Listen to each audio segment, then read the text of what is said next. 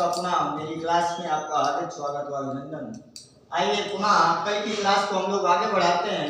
कल हम लोगों ने पार्ट ऑफ स्पीच का बेसिक जानने का प्रयास किया था और आज भी हम जो शेष बचे हुए पार्ट ऑफ स्पीच हैं उनका हम लोग बेसिक जानने का प्रयास करेंगे छोटे लेवल पर।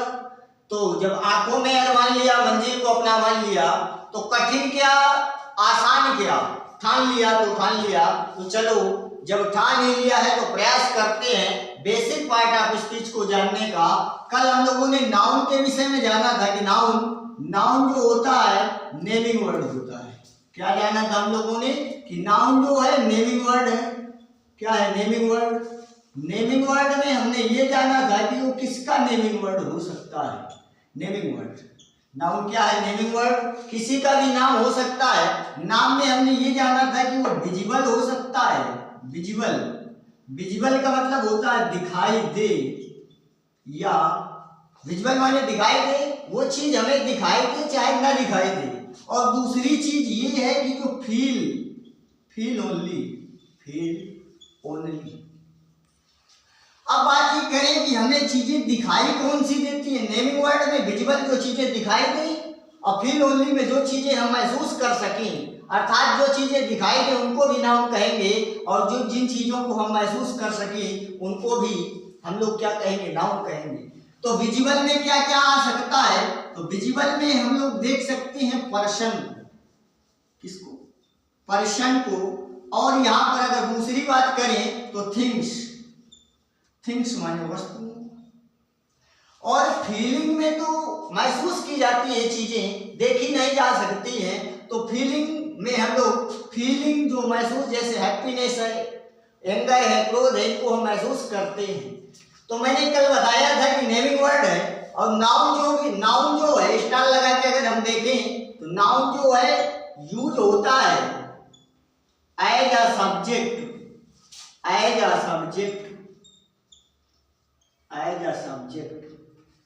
And as a object. अगर हम जो नाउन है वो या तो सब्जेक्ट के रूप में या तो ऑब्जेक्ट के रूप में यूज होता है। अगर बात किया जाए कि नाउन के अलावा भी तो सब्जेक्ट और ऑब्जेक्ट हो सकता है, हाँ हो सकता है, बट अभी हम थोड़े छोटे लेवल पर नाउन के पार्ट ऑफ स्पीच कर रहे हैं, सिर्फ बेसिक जानने का। जब हम पूरी पार्ट ऑफ स्पीच का तो 8 प्रकार के थोड़ी बेसिक जान लेंगे तो हम पूरे चैप्टर में जब नाउन के आएंगे तो उसमें हम लोग जब प्रोनाउन पढ़ेंगे तो प्रोनाउन का पूरा एडवांस लेवल तक जानकारी लेंगे। तो अभी सिर्फ बेसिक देखना है कि जब अगर हम सब्जेक्ट की बात करें किसी सेंटेंस की, तो जब सेंटेंस बनता है तो उसका एक सब्जेक्ट होगा, फिर वर्ब होगी और फिर ऑब्जेक्ट होगा। अगर वर्ब है, अगर वर्ब का कोई डूअर है तो वो सब्जेक्ट हो जाएगा, अगर वर्ब का कोई रिसीवर है तो ऑब्जेक्ट हो जाएगा। जैसे अगर बात करें कि नाउन जो है एज ए सब्जेक्ट यूज होता है और एज ए ऑब्जेक्ट यूज होता है। कल मैंने बताया था कि नाउन की आइडेंटिफिकेशन क्या होती है, उसी बेस पर बात करें तो एक एग्जांपल के तौर पर अगर हम लोग बात करें, एग्जांपल के तौर पर जैसे कह दें हरी मेट दिनेश। अगर यहां पर इस सेंटेंस की बात करें तो यहां पर जो हरी है अगर बात करें तो नाउन पर बात करें तो नेमिंग वर्ड किसी का भी नाम हो तो हम उसको क्या कह सकते हैं? नाउन कह सकते हैं। तो हरी नाम है तो ये हो जाएगा नाम। और यहां पर दिनेश भी नाम है तो यहां पर भी ये क्या हो गया? नाम। लेकिन अगर इनकी ग्रामेटिकल बात करें तो हरी यहां पर नाउन के साथ साथ सब्जेक्ट का भी काम कर रहा है। अगर दिनेश की मैं बात करूं तो यहां पर दिनेश वर्ब के बाद आया है तो यहां पर ये ऑब्जेक्ट के रूप में काम कर रहा है। किसके रूप में? ऑब्जेक्ट के रूप में। तो हरी नाम है तो नाउन हो गया, लेकिन सेंटेंस में यूज किस प्रकार हो रहा है? तो सब्जेक्ट के रूप में हो रहा है। यहां पर दिनेश भी नाम है तो यहां पर क्या हो गया? नाउन हो गया, लेकिन यूज किस प्रकार हो रहा है? ऑब्जेक्ट। अब बात करें जब ये हरी सब्जेक्ट क्यों हुआ? जब भी हम किसी चीज के बारे में पता करते हैं, अगर व्यक्ति के बारे में पता करना हो, जैसे इसका अगर मैं अर्थ निकालूं तो हरी मेट दिनेश, हरी मेट माने मिला दिनेश, हरी दिनेश से मिला। अगर मैं बात करूं कि इसमें सब्जेक्ट क्या है, कर्ता अगर पता करना हो कि हरी ही सब्जेक्ट क्यों है, तो वाक्य में आई हुई अगर हमें कर्ता पता करना है तो वर्ग से हम कैसे प्रश्न कर दें। यहाँ पर मेट नामक वर्ब आई हुई है, अगर यहाँ पर सब्जेक्ट हमें पता करना है तो हम कैसे प्रश्न कर दें, हु से प्रश्न कर दें। हु मेट कौन मिला, तो यहाँ पर कौन हो जाएगा, हु मेट कौन मिला, तो मिला कौन है, हरी मिला है दिनेश से, तो यहाँ पर हरी क्या हो जाएगा, हमारा सब्जेक्ट हो जाएगा। हु का उत्तर क्या होता है, ये नाउन जो है आया तो है लेकिन कहे का रिप्लाई है, हु का रिप्लाई। यहाँ पर जो हरी शब्द आया तो हरी यहाँ पर सब्जेक्ट है, सब्जेक्ट है या नेमिंग वर्ड की जाती नाउन है, लेकिन जब भी हम सब्जेक्ट को पता करते हैं तो किसका रिप्लाई हो सकता है, अगर कोई पर्सन है सब्जेक्ट का, अगर व्यक्ति का नाम है तो किसका रिप्लाई होगा, हु का रिप्लाई होगा। लेकिन अगर यहीं पर दिनेश की बात करें कि हरी किससे मिला, अगर अब ये प्रश्न हो जाए कौन मिला तो हरी मिला, तो कौन से हमें क्या पता चला, सब्जेक्ट, लेकिन जो ये नाउन है हरी नाउन भी है, तो हु का रिप्लाई क्या हो गया, यहाँ पर नाउन हो गया। अब बात करें कि दिनेश नाउन है लेकिन ये किसका रिप्लाई है, ऑब्जेक्ट रूप में, तो अब अगर मैं हरी से पूछूं तुम किससे मिले, मेट नामक हरी किससे मिला है, दिनेश से, तो अगर हम हुम लगाकर प्रश्न कर दे, क्या कर दे, हुम लगाकर प्रश्न कर दे तो ऑब्जेक्ट पता चलता है, क्या पता चल जाएगा, ऑब्जेक्ट पता चल जाएगा, क्या पता चल जाएगा, ऑब्जेक्ट पता चल जाएगा। तो कहने का भाव ये कि हुम लगाने से हमारा सजीव प्रकार का ऑब्जेक्ट पता चला, तो यहाँ पर जो ऑब्जेक्ट दिनेश बना तो है क्या, नाउन, तो नाउन ये निकला कैसे, हुम से, तो हुम जो ऑब्जेक्ट है, हुम से क्या पता चला कि ऑब्जेक्ट है, और ये दिनेश जो शब्द है ये नाउन भी है, तो हुम से क्या पता चला, ऑब्जेक्ट, तो हुम का रिप्लाई नाउन भी हो गया। तो कहने का तात्पर्य कि हु का रिप्लाई भी नाउन होता है और हुम का रिप्लाई भी क्या होता है, नाउन होता है। अगर दूसरा एक एग्जांपल लें, हरी बाट बुक्स, हरी बाट बुक्स। अब यहां पर अगर बात करें तो ये क्या है, नाउन है, किसी का नाम है तो नाउन हो गया। अगर मैं बुक्स की बात करूं तो बुक्स क्या है, किताबें भी किसी का नाम है तो ये भी क्या हो गई, नाउन। लेकिन अगर बात करें कि ये कैसे निकला नाउन, हम कैसे जाने कि नाउन के आइडेंटिफिकेशन कहते हु का रिप्लाई, हुम के रिप्लाई से तो हम जान गए कि हु से भी नाउन निकलता है और हुम से भी नाउन निकलता है, लेकिन जो हुम से नाउन निकलेगा वो ऑब्जेक्ट वाला नाउन होगा, जो हु से नाउन निकलेगा वो सब्जेक्ट। लेकिन हु और हुम से जो नाउन निकलेंगे वो सिर्फ कौन से प्रजाति का होगा, वो पर्सन वाला होगा। लेकिन यहाँ पर बात करें हु बाट किसने खरीदा, तो यहाँ पर हु का रिप्लाई हो जाएगा, क्या हो जाएगा, यहाँ पर हरी किसका नाउन हो जाएगा, हु का रिप्लाई नाउन हो जाएगा। लेकिन अगर मैं इसी से पूछूं हरी क्या खरीदा तुमने, तब ये बताएगा। अगर मैं क्या लगाकर प्रश्न करूं, हरी से कहूं क्या खरीदा तुमने, हरी ने खरीदा क्या है, हरी ने किताबें खरीदी हैं। लेकिन अगर मैं हरी से कहूं तुमने क्या खरीदा, तो क्या से जब मैं पूछूंगा हरी तुमने क्या खरीदा, तो यहाँ पर बताएगा वो कि बुक्स खरीदा।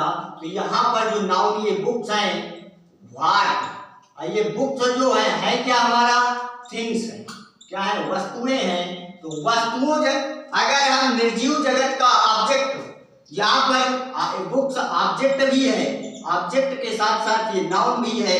तो अगर वस्तु जगत का हमें ऑब्जेक्ट खोजना हो तो वो थिंग्स का जो अगर ऑब्जेक्ट खोजना हो तो किसका उत्तर होगा, व्हाट का रिप्लाई होगा।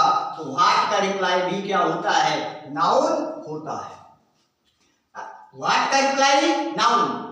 अगर एक एग्जांपल और देखें तो यहाँ पर हमने थिंग्स की बात देख ली, पर्सन की बात देख ली कि पर्सन में हु का रिप्लाई नाउन होता है और हुम का रिप्लाई भी नाउन होता है। हु से हम सब्जेक्ट के बारे में जानते हैं और हुम से ऑब्जेक्ट के बारे में। यहाँ पर हमने थिंग्स के बारे में देखा कि व्हाट से हम क्या पता करते हैं, थिंग्स के बारे में नाउन का पता करते हैं। अब फीलिंग पर एक एग्जांपल और देखा जाए, अगर फीलिंग पर कि लव क्या है, प्रेम। प्रेम जो है महसूस करने की चीज है, प्रेम कोई वस्तु नहीं है, महसूस करने की चीज है। तो अगर एग्जांपल बनाऊं, love can change anybody, love can change anybody. Love माने प्यार, कैन माने सत्ता है, चेंज माने परिवर्तित, एनीबॉडी माने किसी को। प्यार किसी को भी परिवर्तित कर सकता है। तो अगर मैं प्यार किसी को भी क्या कर सकता है, परिवर्तित कर सकता है। तो अगर यहाँ पर चेंज नामक वर्ब है, अगर मैं इससे पूछूं कि क्या परिवर्तित कर सकता है, अगर इससे व्हाट लगाकर मैं प्रश्न करूं, तो अगर व्हाट लगाकर हम प्रश्न करें तो क्या परिवर्तित कर सकता है, तो उत्तर क्या निकल जाएगा, यहाँ पर इसका आंसर क्या हो जाएगा, लव परिवर्तित कर सकता है।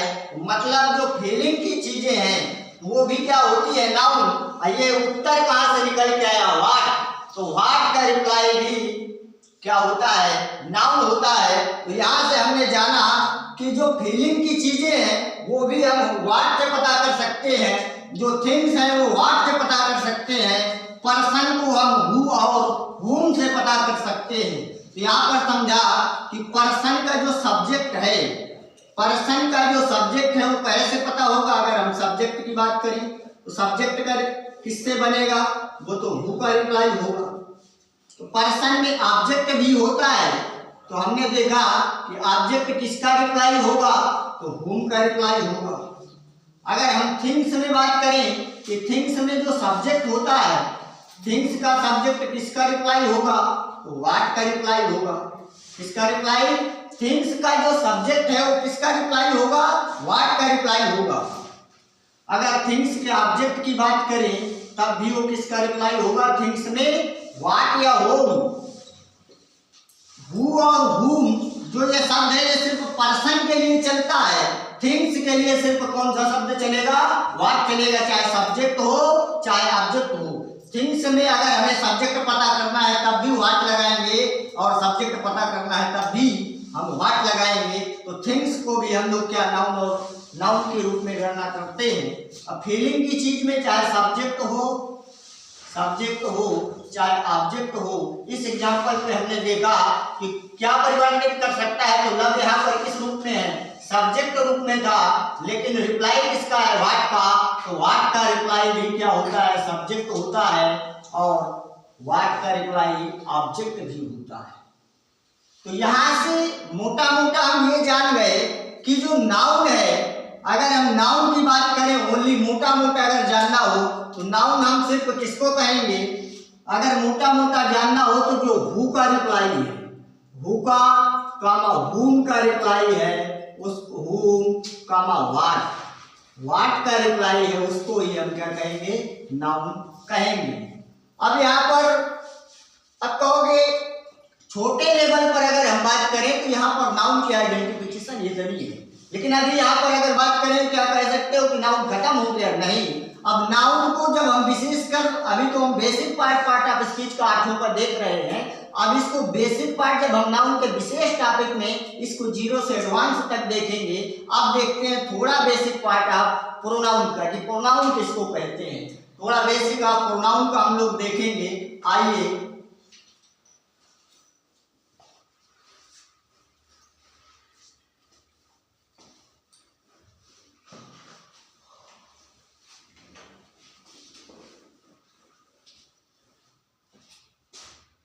अगर हम बात करें प्रोनाउन की, दूसरे नंबर पर अगर हम बात करें प्रोनाउन का बेसिक स्ट्रक्चर क्या होगा, तो आइए हम जानते हैं प्रोनाउन के बेसिक स्ट्रक्चर पर कि प्रोनाउन को अगर एक शब्द में बेसिक रूप से अगर जानना हो, क्योंकि बेसिक स्ट्रक्चर बेसिक जानकारी हम अभी पार्ट ऑफ स्पीच की ले रहे हैं, तो अगर बेसिक रूप में जानना हो तो हम कह सकते हैं represents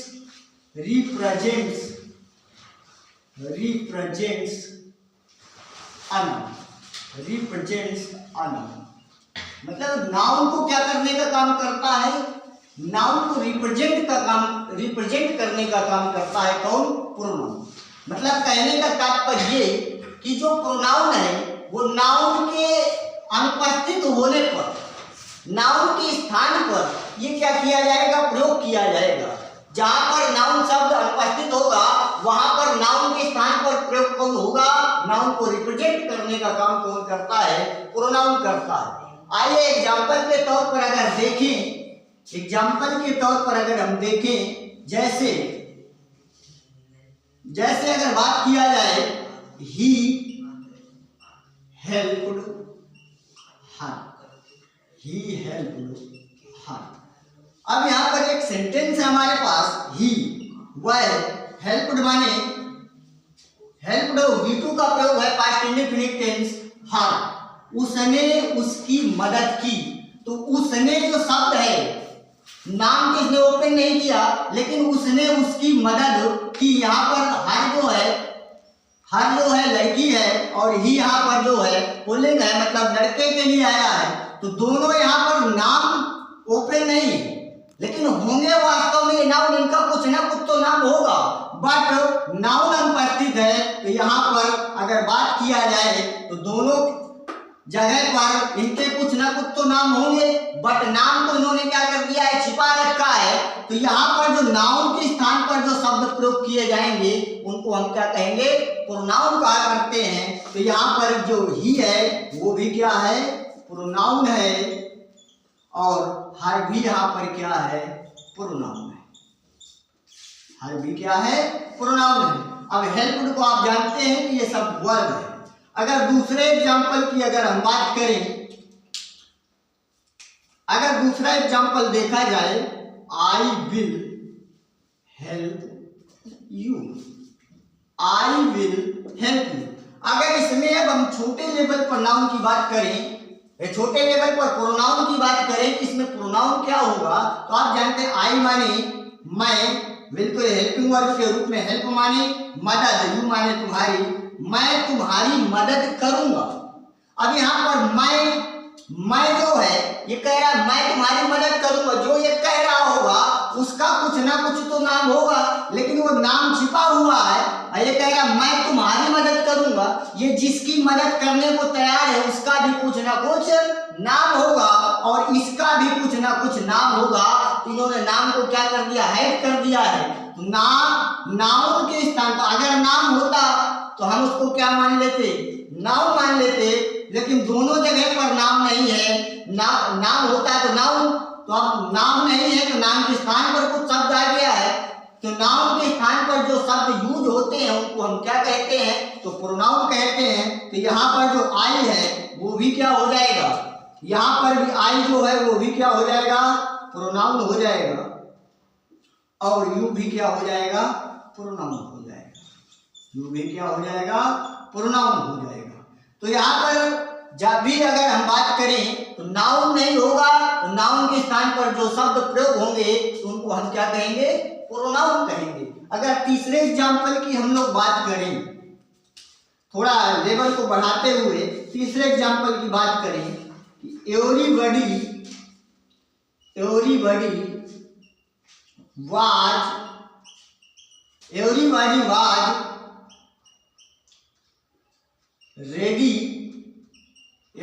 was ready to help you। अगर हम इस पे बात करें कि यहाँ पर सबसे पहले अगर बात करें कि यहाँ पर प्रोनाउन क्या क्या है, तो बात की जाए तो इसका अर्थ क्या है? एवरीबॉडी माने हर कोई, वाज माने वाज के हेल्पिंग वर्ब के रूप में है, खाती के अर्थ में जाएगी। एवरीबॉडी रेडी माने तैयार है, हेल्प माने मदद करने के लिए, माने तुम्हारी, हर कोई तुम्हारी मदद करने के लिए तैयार था। तो तुम्हारी, तो यू यहाँ पर नाम तो है नहीं है, नाम के स्थान पर तुम्हारी जो यहाँ पर आया तो ये किसी न किसी का नाम होगा, लेकिन नाम के स्थान पर यू शब्द आ गया है तो यू यहाँ पर क्या है? प्रोनाउन के रूप में है। क्या है? प्रोनाउन के रूप में है। यू क्या है? प्रोनाउन है। अगर यहाँ पर थोड़ा और आप लोग दिमाग लगाएं, एवरीबॉडी मतलब हर कोई तुम्हारी मदद के लिए तैयार है। एवरीबॉडी मतलब हर कोई तुम्हारी मदद के लिए तैयार है। हर कोई का मतलब ये कि हर कोई जो होगा वो भी तो, उनका भी तो कोई ना कोई नाम होगा, तो उनके नाम को छिपा करके, उनके नाम को छिपा करके वो क्या बात कर रहे हैं कि हर कोई तुम्हारी मदद के लिए तैयार है। तो हर कोई भी कोई ना कोई नाम होगा, तो उनको प्रदर्शित करने के लिए, उनके स्थान को बताने के लिए यहाँ पर एवरीबॉडी मतलब हर कोई ना कोई तो व्यक्ति होगा, लेकिन वहां पर व्यक्तियों का नाम न देकर उन्होंने एवरीबॉडी दे दिया, तो इसको भी हम क्या कह सकते हैं, प्रोनाउन कह सकते हैं। तो यहाँ पर ये भी एवरीबॉडी भी क्या है, प्रोनाउन है। एवरीबॉडी भी क्या है, प्रोनाउन है। अगर थोड़े लेवल पर और बात करें एक एग्जांपल की, अभी हम सिर्फ प्रोनाउन का छोटा बेसिक रूप देख रहे हैं, लेकिन अगर विस्तारवाद देखेंगे तो प्रोनाउन के चैप्टर में हम इसका पूरा विस्तार पढ़ेंगे एडवांस लेवल तक। एग्जांपल अगर देखें, many of the boys, many of the boys have come. अब इसमें अगर हम पार्ट ऑफ स्पीच की बात करें, तो यहां पर अगर हम प्रोनाउन की बात करें तो क्या होगा, many of the boys, many of the boys लड़कों में से बहुत, हैव कम लड़कों में से बहुत आए। तो लड़कों में से तो ये क्या हो गया, लड़के क्या हो गए हमारे, तो लड़के तो हो गए नाउन, क्योंकि लड़के क्या है नाउन। लेकिन अगर बात करें लड़कों में से बहुत से, ये बहुत से कम चोर नहीं, लड़कों में से बहुत से आए तो मतलब बहुत से लड़के तो ही होंगे। ये मैंने किसको रिप्रेजेंट कर रहा है, बॉयजों को कह रहा है मैनी ऑफ द बॉयज, तो मतलब लड़कों में से बहुत से आए, तो कौन आया होगा, ये द बॉयज ये है नाउन, लड़कों में से बहुत से आए, बहुत से ये कौन आए, तो मतलब ये बॉयज को तो रिप्रेजेंट कर रहा है। तो अर्थात जो नाउन के स्थान पर प्रयोग हो जाए तो उसको हम क्या कहते हैं, प्रोनाउन। तो यहाँ पर ये मैनी भी क्या है, प्रोनाउन के रूप में है, मैनी भी क्या है, प्रोनाउन के रूप में है। तो यहाँ पर बॉयज को रिप्रेजेंट करने का काम मैनी कर रहा है, तो यहाँ पर ये मैनी भी क्या हो जाएगा, प्रोनाउन हो जाएगा। और आगे के लिए देखें एक एग्जांपल और देखें, अगर इसके लिए प्रोनाउन के लिए एक एग्जांपल और देखें, some of the teachers, some of the teachers, some of the teachers have come, some of the teachers have come. Some of the teachers, अगर हम टीचर्स की बात करें तो टीचर्स माने अध्यापक, तो अध्यापक क्या हो जाएगा, अध्यापक तो हमारा नाउन है।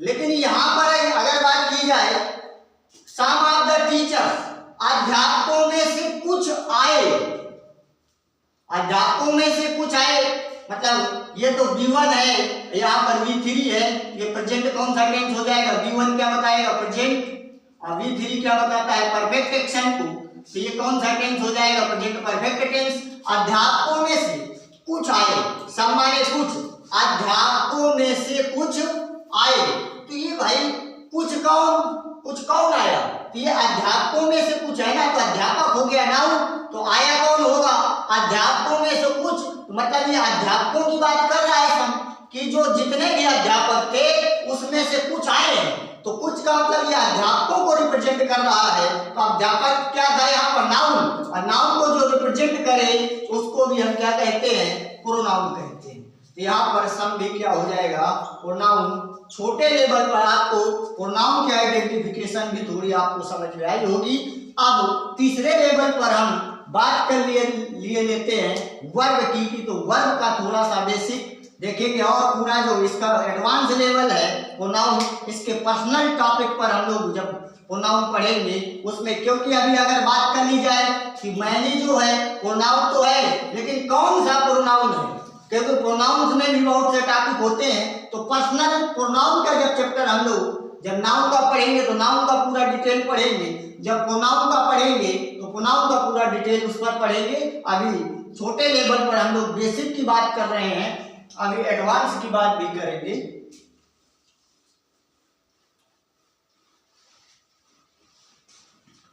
अब हम लोग जानेंगे छोटे लेवल पर कि वर्ब क्या होती है। तो अगर वर्ब की बात की जाए कि वर्ब क्या होती है, तो छोटे लेवल पर हम लोग वर्ब को जाने, तीसरे नंबर पर हम लोग क्या जानेंगे, वर्ब को, कि वर्ब क्या होती है। अगर वर्ब की बात करें तो वर्ब का जो है इसका ये एक्शन को बताती है। क्या करेगी, वर्ब एक्शन को बताएगी। वर्ब हैपनिंग को बताती है। किसको बताती है, वर्ब हैपनिंग को बताती है। और वर्ब पोसेशन को बताती है। पोसेशन माने अधिकार को बताती है। वर्ब किसको बताती है, अधिकार। मतलब अगर वर्ब की बेसिक लेवल पर जानकारी की बात करें, वर्ब का बेसिक अगर अप्रोच देखें तो वर्ब किसी एक्शन के बारे में बात करेगी। वर्ब किसी की हैपनिंग मतलब होने को बताएगी। हैपनिंग का मतलब होना। और पोसेशन किसी के अधिकार को बताएगी। वर्ब का क्या काम है, अगर बेसिक लेवल पर वर्ब को बात करें तो वर्ब को एक्शन की किसी वर्ब एक्शन को बताएगी, हैपनिंग मतलब होने को बताएगी, और पोसेशन मतलब अधिकार को बताएगी।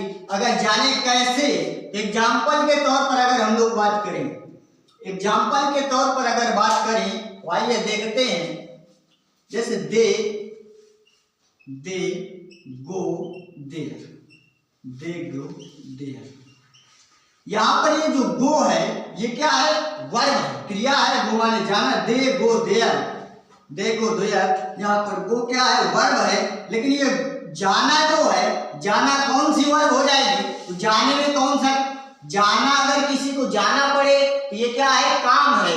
तो गो एक किस वर्ब को दिखा रही, एक्शन वर्ब को दिखा रही। किसको दिखाएगी, एक्शन माने क्या होता है, काम होता है। तो गो क्या किस वर्ब को दिखाएगी, एक्शन को दिखाएगी। किसको दिखाएगी, गो नामक जो वर्ब है किसको रिप्रेजेंट कर रही है, एक्शन को। तो वर्ब करती क्या है, या तो एक्शन को दिखाएगी, या तो हैपनिंग को दिखाएगी, या तो पोसेशन मतलब अधिकार को दिखाएगी। तो यहाँ पर जो गो नामक जो वर्ब है, दे गो देयर, जो ये किसको दिखा रही है, गो माने काम है, जाना एक काम है। तो ये किसको दिखा रही है, एक्शन को दिखाने का काम कर रही है। दूसरे अगर एग्जाम्पल पर बात करें, दे है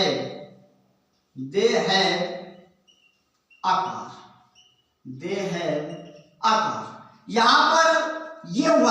कौन सी वर्ब है, ये वर्ब है। अगर मैं वर्ब के अभी ये इस बात पर नहीं जा रहा हूं कि कौन सी वर्ब है, इसका डिटेल हम वर्ब चैप्टर पर पढ़ेंगे। लेकिन अगर यहाँ पर हैव की बात कर ले, दे हैव अ कार, उनके पास एक कार है।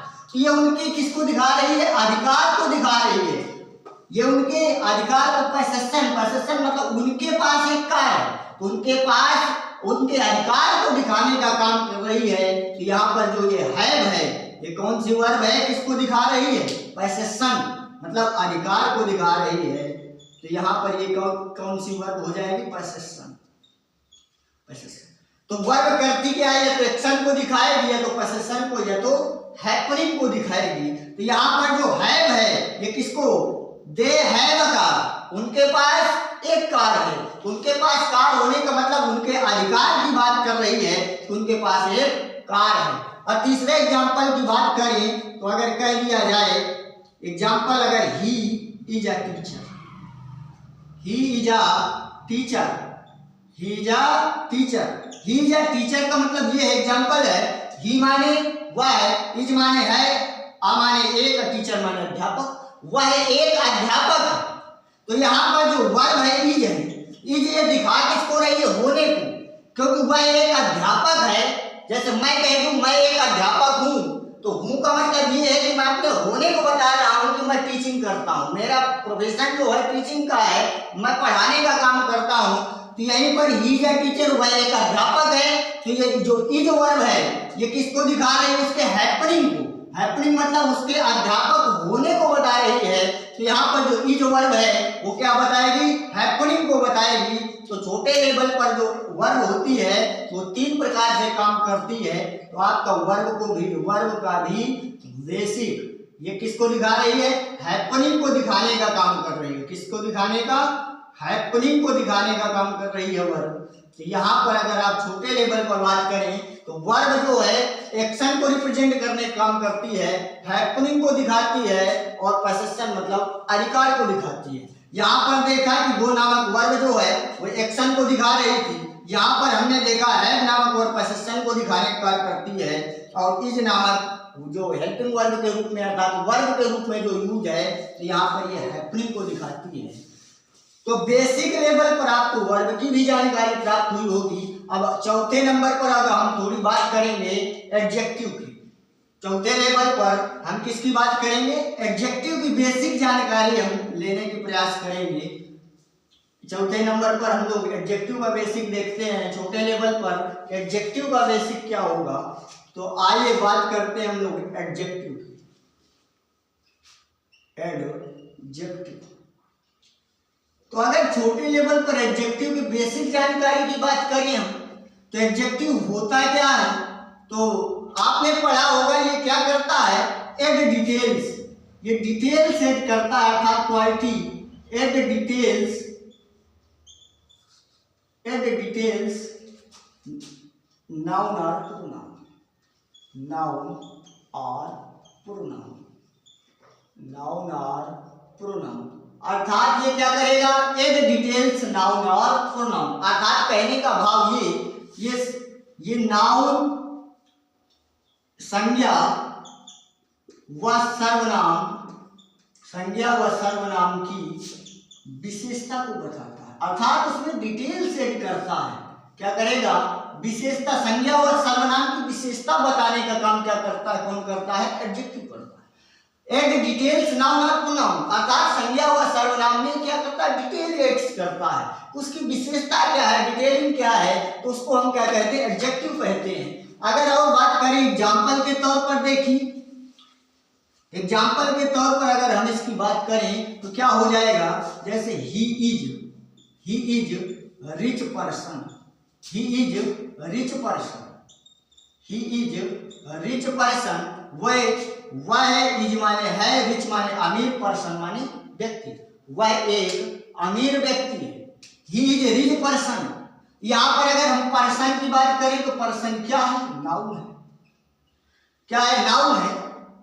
और नाउन, इस पर्सन की विशेषता क्या है कि वह व्यक्ति कैसा है? अमीर है। वह व्यक्ति कैसा है? नाउन में डिटेल ऐड कर दी गई। क्या है? उस व्यक्ति की विशेषता क्या बता दी गई कि वह व्यक्ति क्या है? यहाँ पर रिच जो शब्द है वो क्या बन जाएगा? एडजेक्टिव बन जाएगा। क्या बन जाएगा? एडजेक्टिव बन जाएगा। तो एडजेक्टिव करता है क्या है? नाउन और प्रोनाउन पर क्या करेगा? पर विशेषता उसकी बताएगा। तो क्या करेगा? इसने पर्सन की विशेषता किसने बता दी कि रिच शब्द ने इस पर्सन की विशेषता बताई कि वह जो व्यक्ति है वो कैसा है? अमीर है। वह व्यक्ति कैसा है? अमीर है। तो यहाँ पर बात क्या चली? इस पर्सन की विशेषता क्या हो गई? तो यहाँ पर जब विशेषता हम देखते हैं तो क्या हो जाता है? एडजेक्टिव हो जाता है। जैसे कह दे I bought a white pen, I bought a white pen, मैंने एक सफेद पेन खरीदा। तो यहाँ पर बात करें कि ये पेन क्या है, तो पेन के बारे में आप सभी लोगों को पता होगा कि पेन क्या है? नाउन है। पेन क्या है? नाउन है। और नाउन में पेन तो है, लेकिन पेन की विशेषता क्या है कि पेन कैसा खरीदा है हमने? सफेद। तो पेन में डिटेल ऐड करने का काम इसने व्हाइट ने कर दिया, तो नाउन की विशेषता क्या बन गई? यहाँ पर ये बन गया क्या? एडजेक्टिव बन गया। क्या बन गया? एडजेक्टिव। जो नाउन में डिटेल ऐड करने का काम किसका है? यहाँ पर इसलिए क्या बन गई? एडजेक्टिव बन गई। यहाँ पर आप तो जानते होंगे आई प्रोनाउन है, बात क्या है? वर्ब है। अगर हम इस पूरे सेंटेंस की पार्ट ऑफ स्पीच की बात करें तो आई क्या है? प्रोनाउन है। वो बात क्या हो गई? वर्ब। ए के बारे में आप लोग सभी लोग जानते हैं कि ये क्या है? आर्टिकल है। ये क्या है? आर्टिकल है। हम सभी लोग जानते हैं। तो आज के लिए इतना ही रखते हैं। आप लोग समझ गए होंगे। आज के लिए इतना ही। बाकी मिलते हैं कल की क्लास के लिए। तब तक के लिए जय हिंद।